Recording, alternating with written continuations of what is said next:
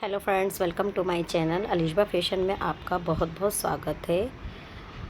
अगर आपने मेरे चैनल को सब्सक्राइब नहीं कर रखा है तो प्लीज़ चैनल को सब्सक्राइब कीजिएगा और बेल आइकन को ज़रूर दबाइएगा ताकि आपको लेटेस्ट वीडियो सबसे पहले मिल सके। तो फ्रेंड्स, तो आज मैं आपको सिंपल कुर्ती की कटिंग बताऊंगी और ये कटिंग है स्पेशल बिगनर्स के लिए बता रही हूँ। इससे पहले भी मैंने बहुत सारी कटिंग बता चुकी हूँ। मुझे कुछ कन्फ्यूज़न है जो दूर करना है, जैसे कि लोग बहुत बार पूछते हैं, वो भी आज मैं दूर करूँगी और कुछ यूज़फुल टिप्स भी आपको बताऊँगी। तो वीडियो को आप एंड तक ज़रूर देखिएगा। अगर आपको वीडियो पसंद आती है तो प्लीज़ लाइक भी ज़रूर कीजिएगा। अगर मेरे चैनल को सब्सक्राइब नहीं किया है तो प्लीज़ सब्सक्राइब भी कर लीजिएगा। तो हम वीडियो को स्टार्ट करते हैं। और ये कॉटन फैब्रिक है। आज मैं शॉर्ट कुर्ती की कटिंग बताऊंगी, तो चलिए हम स्टार्ट करते हैं। तो यहाँ पर मैंने फैब्रिक को 4 फोल्डेड करके रखा हुआ है और हमने चौड़ाई इसकी इतनी ली है जितने की आपके हिप है।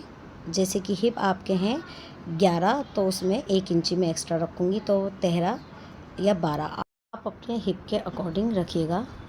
तो कुर्ती हम शॉर्ट बनाएंगे तो उसकी लेंथ हम नाप लेंगे, तो हम 31 पे कटिंग करेंगे तैयार और 2 इंची एक्स्ट्रा मार्जिन रखेंगे। सबसे पहले मैं कपड़े को ऊपर से सीधा कर लूँगी। जो टेढ़ा मेढ़ा होता है उसको हम सीधा करना बहुत ज़रूरी होता है।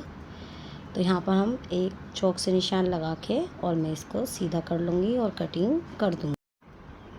तो कटिंग हो चुकी है। तो तीरा हमें नॉर्मल सबका तीरा बस ज़्यादा से ज़्यादा कितना होता है, डबल नापते हैं तो इसका आधा ही करते हैं। यहाँ पे नॉर्मल तीरा हमारा 14 इंची है और इस पे हमने सारा नाप नोट डाउन कर रखा है। उसी के अकॉर्डिंग हम कुर्ती की कटिंग करेंगे। तो तीरा यहाँ पर 14 है, हाफ हो जाता है 7। ठीक है, ज़्यादातर नॉर्मल तीरा हमारा 7 ही रहता है, यानी कि 14, 14 का आधा 7। नीचे मैं शोल्डर डाउन करूँगी 7.5 पर, वो मैं अभी बताऊँगी 7.5 क्यों ले रहे हैं हम। यहाँ से भी मैं 7 इंची नाप लूँगी। तीरा ऊपर 7 है तो यहाँ पे भी 7। अब इन दोनों लाइनों को मैं स्केल की हेल्प से मिला दूँगी। शोल्डर हमारे 16 भी होते हैं, तो 16 का 8, वैसे ज़्यादातर 14 ही होते हैं शोल्डर, तो इसमें आपको कोई प्रॉब्लम नहीं आएगी। तो ज़्यादातर हमारा तीरा 7 ही होता है। अब यहाँ से मैं आधा इंची डाउन करूँगी, जो हमने 7.5 नीचे शोल्डर डाउन करा था ना, तो यहाँ पे। और गला हम क्या करेंगे, 3 या 2.5 इंची पे नाप कर आप तिरछा मिला देंगे, जो ये मैंने क्या करा है डाउन। तो यही मेन पॉइंट है, यहाँ पर कन्फ्यूज़न होता है बिगनर्स को। ठीक है, अब यहाँ पे मैं चेस्ट का निशान लगाऊंगी। तो चेस्ट का हमारा जितने हमारे चेस्ट है उसका 4th पार्ट आ जाएगा। जैसे कि चेस्ट हमारे यहाँ पे 36 है, 36 का क्या आएगा 9, तो 9 पे निशान लगाऊंगी। अगर आपके 38 हैं तो उसका चौथाई हिस्सा कौन सा होगा, 9.5। अब हम ऊपर से नापेंगे अपनी कमर के निशान और हिप का, तो सेम वही आता है। तो यहाँ पे कमर पे आएगा 14 और हिप का आएगा 21। अब मैं यहाँ से भी नाप के बताती हूँ, यहाँ से भी सेम वही आएगा।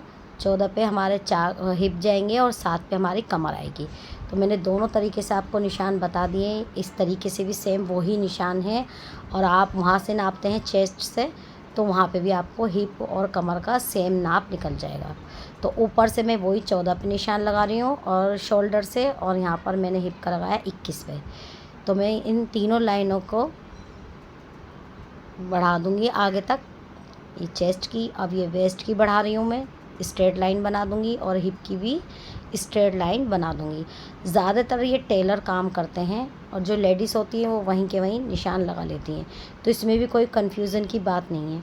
अब जैसे कि आपकी कमर है 32, तो आप उसका चौथाई भाग लेंगे तो 8 हो जाएगा, यानी कि 8 चौक 32। ठीक है, तो 8 4 से डिवाइड करेंगे तो हमारा 4 आ जाएगा।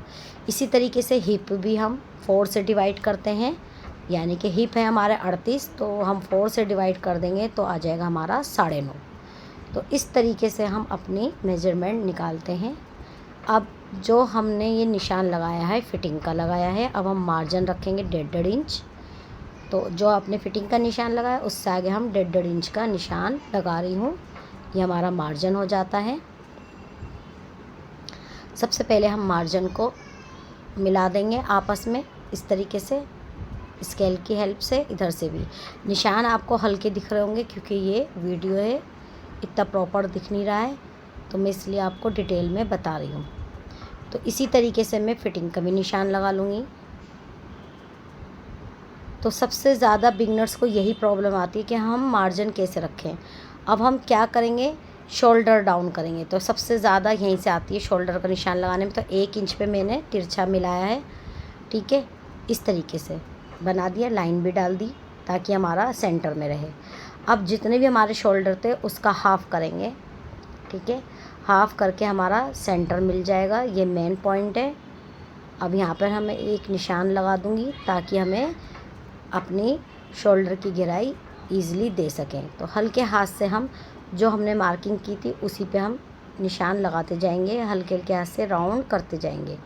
ये हो गई हमारी बैक साइड की निशान। और हम इसी तरीके से फ्रंट का निशान लगाएंगे तो वो हम आगे की तरफ गहराई दे देंगे इस तरीके से, आधा इंच या 1 इंच के अंदर की तरफ लेना है, ठीक है। अब बैक एंड फ्रंट दोनों हमारे निशान लग चुके हैं शोल्डर के।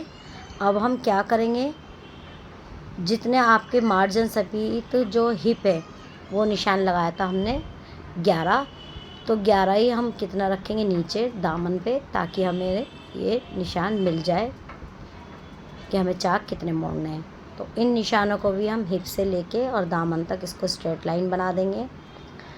अब जितने आपके हिप थे, जैसे कि आपके हिप थे 9.5 या 9.25, तो इस तरीके से हम क्या करेंगे, हिप का निशान लगाएंगे और चाक का फोल्डिंग वाला निशान लगा लेंगे।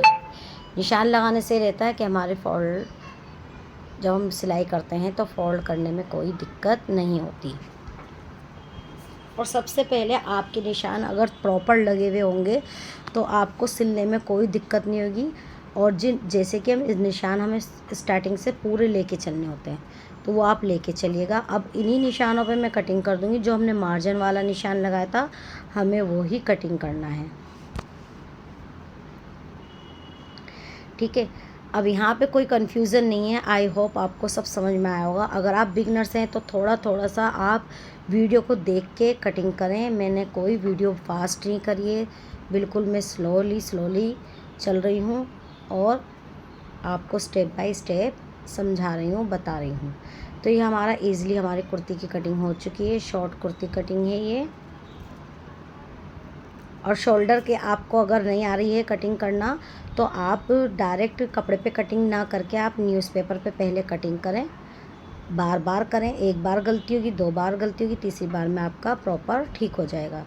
तो जो हमने निशान लगाए थे उन पे छोटे छोटे मैं कट लगा दूँगी ताकि हमें सिलने में कोई दिक्कत ना हो। ऐसे ही कमर पे मैं कट लगा दूँगी और एक कट मैं हिप पे लगाऊँगी। ये कट आपको बहुत काम में आएंगे जब आप सिलने बैठोगे ना, आपको तब पता चलेगा ये कट कितने हमारे लिए फ़ायदेमंद है।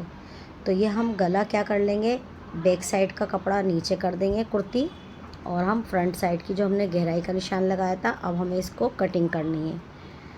सबसे पहले आपको बैक साइड की कटिंग करनी है जब हम दोनों पल्ले एक साथ रखें हैं। अब यहाँ पे भी गले का कट लगा लेंगे ताकि हमारा 20 सेंटर है। जब हम गला बनाएंगे बुकरम का तो हमें प्रॉब्लम नहीं होगी। अब हम क्या करेंगे, गले की बैक साइड की कटिंग करेंगे। तो बैक साइड गला हम 2.5 इंची पे कट करते हैं। तो चौड़ाई में 2.5 इंची लूँगी और लेंथ में लूँगी 4.5। आप अपने अकॉर्डिंग रखिएगा जितना आप बैक गला पहनते हैं। यहाँ से भी मैं 2.5 इंची नाप लूँगी और एक बॉक्स हम बना देंगे इस तरीके से। अब यहाँ से हम गोलाई दे देंगे राउंड शेप में। अब इन्हीं निशानों पे मैं कटिंग कर दूँगी। तो गला आपकी चॉइस है, आप कितना बड़ा पहनते हैं या छोटा, आप उसके अकॉर्डिंग रखिएगा। तो कुर्ती की कटिंग हमारी पूरी तरीके से कंप्लीट हो चुकी है। अगर आपको ये वीडियो पसंद आती है और आपको थोड़ी बहुत भी यूज़फुल लगी है तो प्लीज़ आप लाइक और शेयर ज़रूर कीजिएगा। और अब तक के लिए थैंक यू सो मच। तो हम मिलते हैं नेक्स्ट वीडियो में नए टॉपिक के साथ। तब तक के लिए बाय बाय।